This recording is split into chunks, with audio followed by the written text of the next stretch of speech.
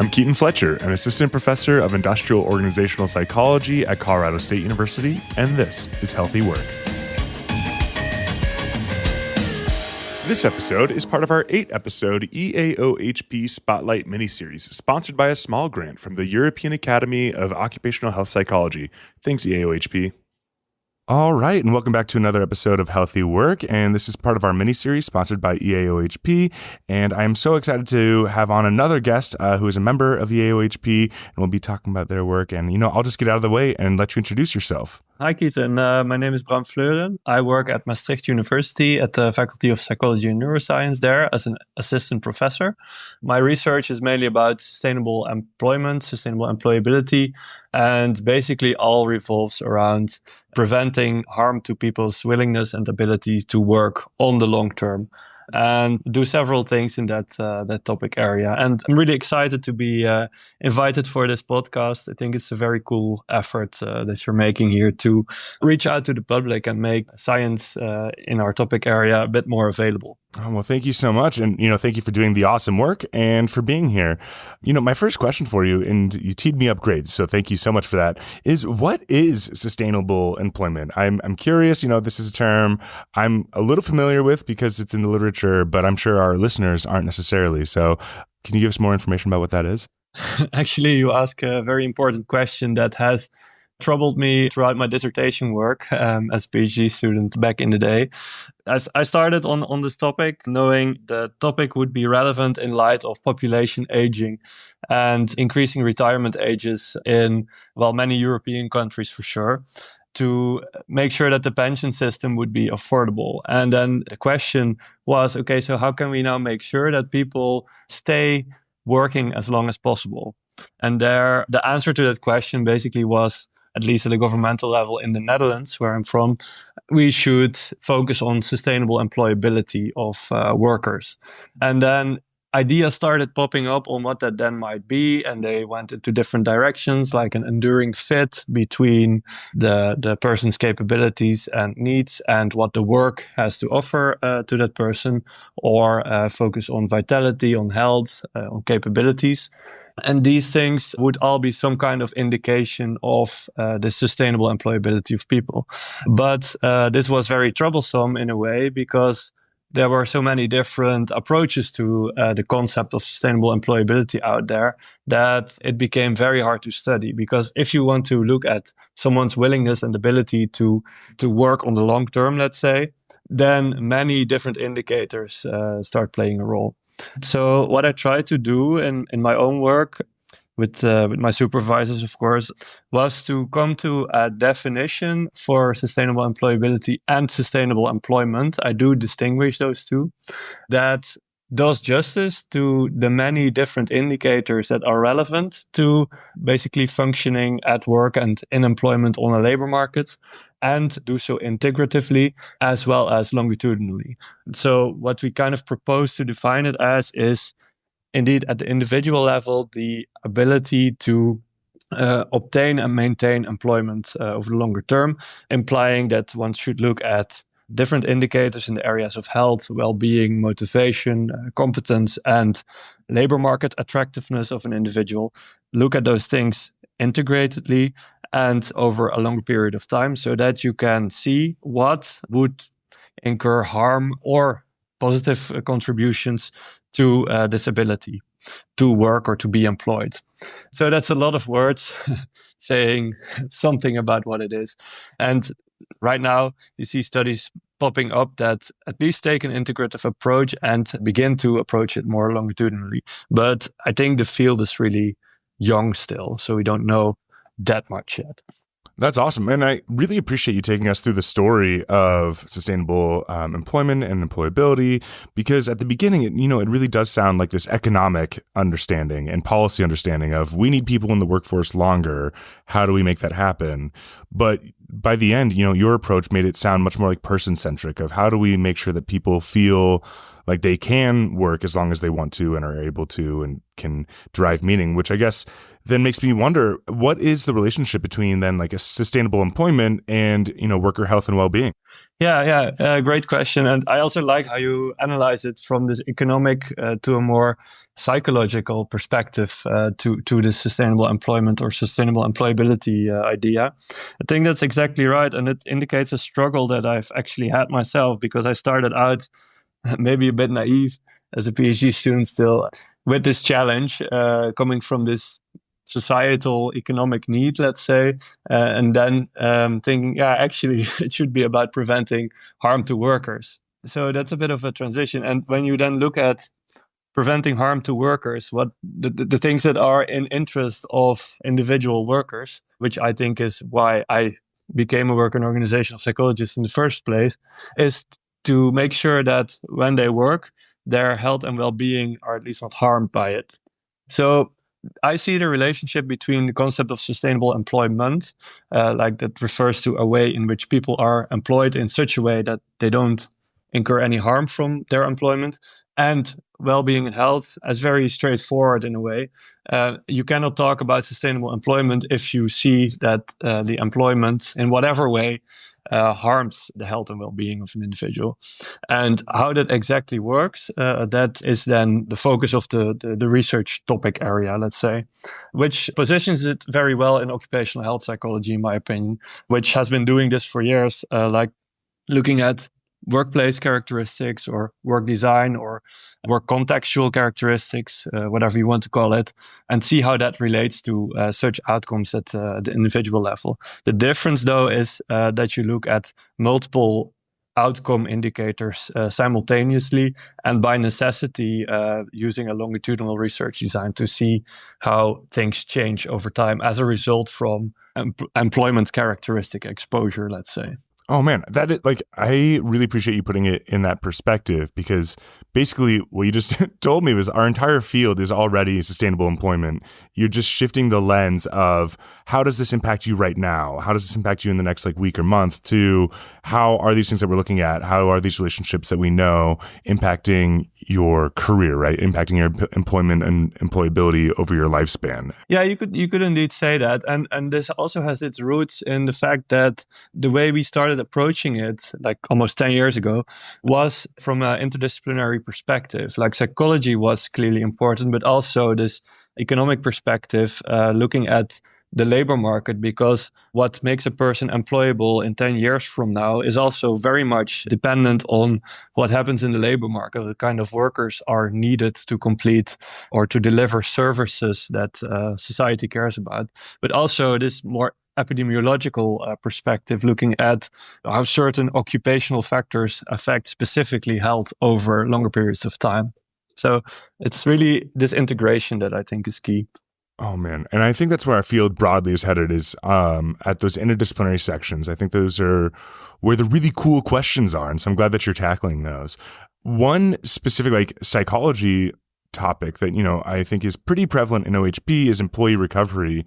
And so I would love to hear a little bit more about what do we know about employee recovery and its relationship to sustainable employment or sustainable employability? Yeah, I'm happy with that question, actually, because I see this connection as very tangible.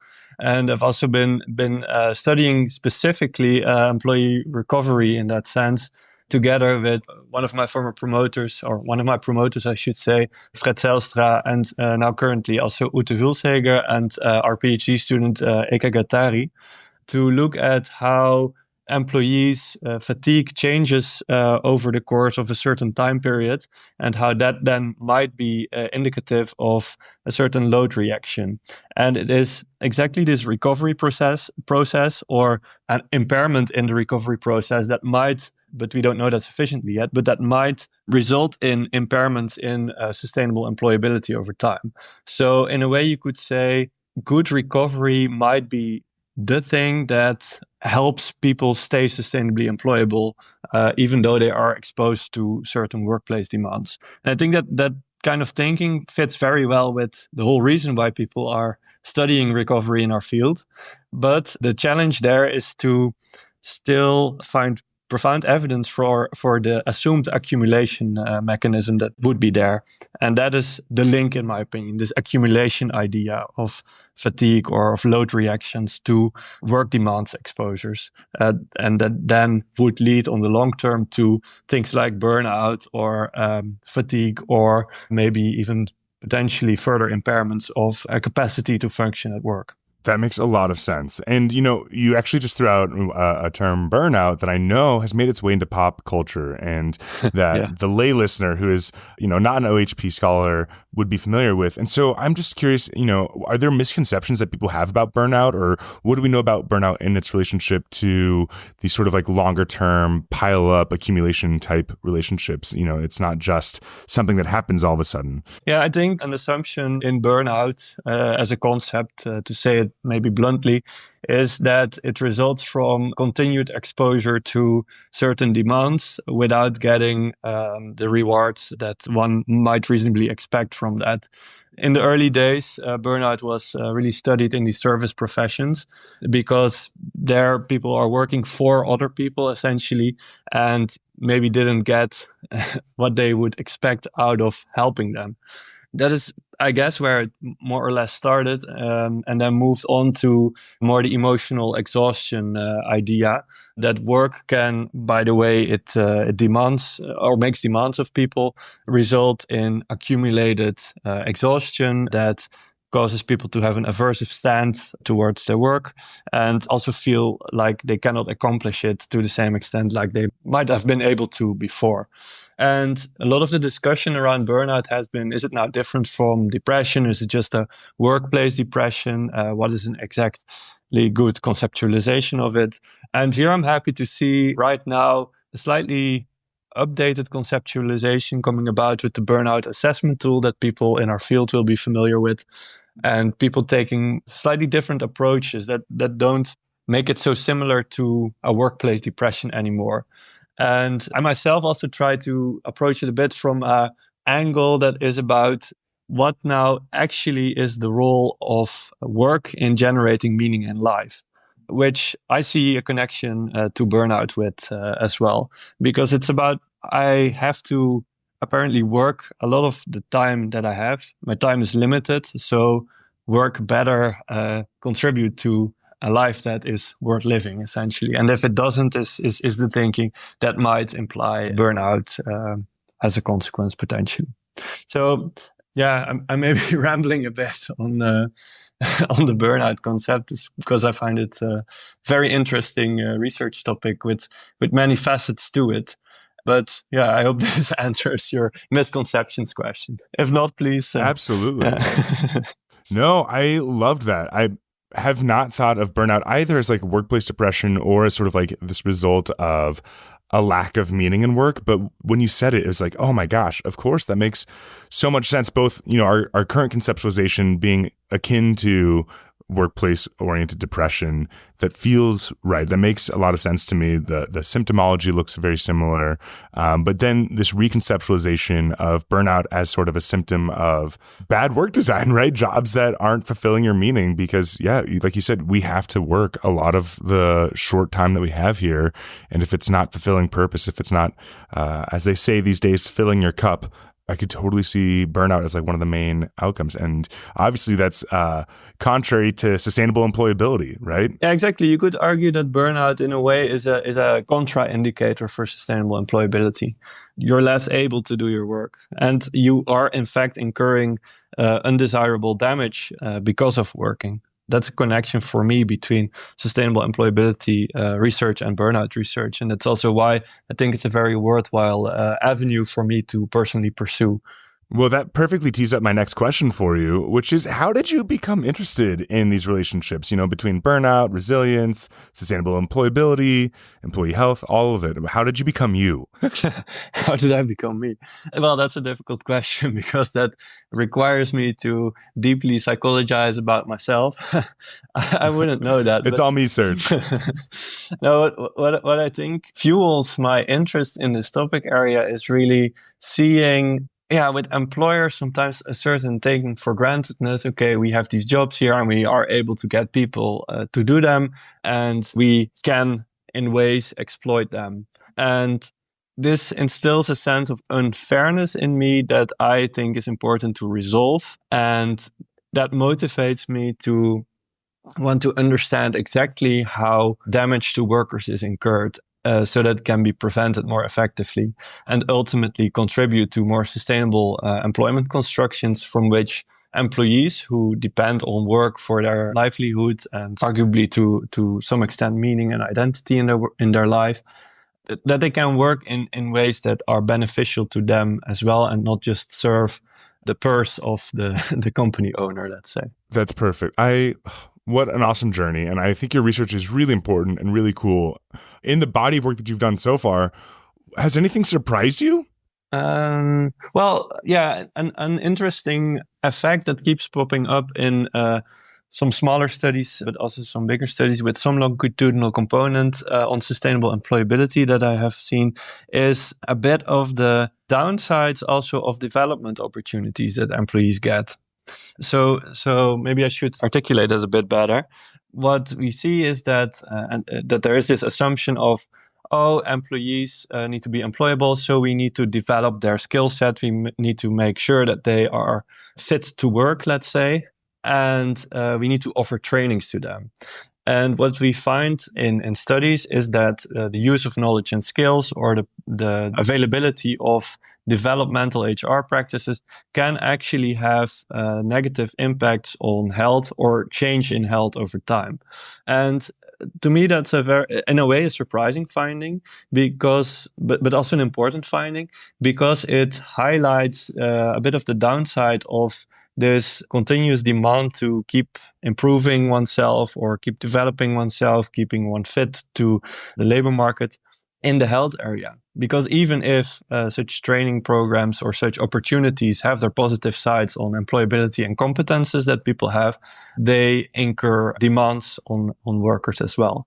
And I find it a very important thing to be aware of. Yeah, and more in a practical sense, what keeps puzzling me a bit is that you often see people in practice here wanting to do something with the topic of sustainable employability. It's really a hot topic still in the Netherlands, in organizations as well, that they tend to emphasize lifestyle so much.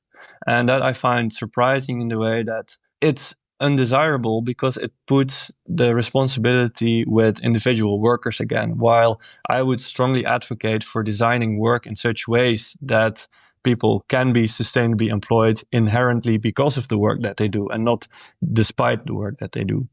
And that they don't have to do things besides their work to stay fit to work. Yes, you are speaking my language. This is, That's good. I think you capture sort of my two big pet peeves of one in our field, certainly within OHP, but I think broadly within IO psychology or organizational behavior. I get very frustrated when we see so much research that focuses just on performance or just on, these work-oriented outcomes, but that don't take into consideration health and well-being, because oftentimes, one intervention that to improve performance could simultaneously be really harming employee health, and we aren't seeing that unless someone is studying it. Mm-hmm. And so that duality that you highlighted on sort of the career training, right, the long-term self-development, I think that really captures, I think, the ideal way to be doing these research of looking at both of those outcomes at the same time. And then obviously my other really big concern is when all of our interventions and all of our research is focused on what can the worker do as a person, not what should employers be doing. And so exactly. Thanks for highlighting those.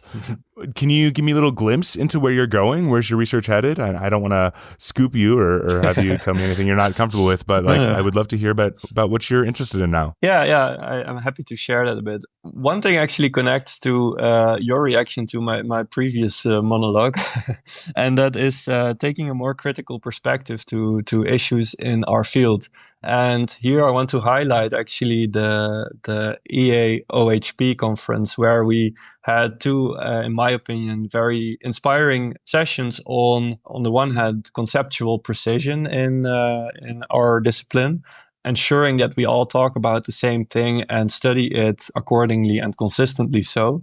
And the other thing is apparent need in our field to highlight positive aspects of actually rather negative things. And together with colleagues Franziska Kösler Wilken Weert and Severin Hornung, we had this discussion on, maybe we should rethink that. Maybe we should really look fundamentally at something bad just being bad and not desirable, and not wanting to highlight, for example, the benefits of illegitimate tasks or the benefits of employment insecurity. So those two critical topics I'm really interested in developing further. Besides that, my work on sustainable employability will continue, particularly looking at fatigue accumulation, like I mentioned before, also specifically burnout. And this is really my pet project at the moment, looking at those things through existential perspective, let's say.